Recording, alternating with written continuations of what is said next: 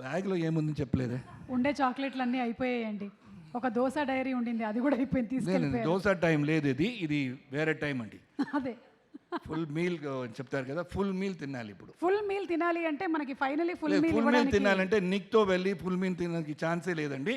ఆయన ఈ protein 150 grams తీసుకోండి, అది వద్దక్కర్లేదు. ఈ రైస్ ఇంత వద్దు ప్లీజ్. ఇది వెజిటేబుల్స్ కొంచెం బాయిల్డ్గా ఉండాలి, పెప్పరు సాల్ట్ వేసుకోండి.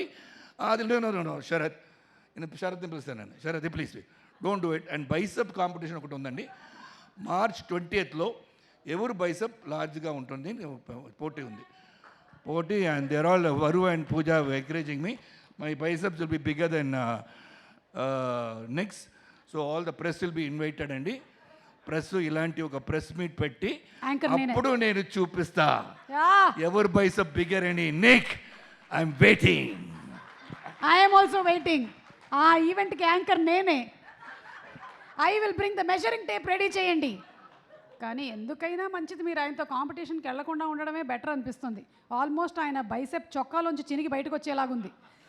ఓకే.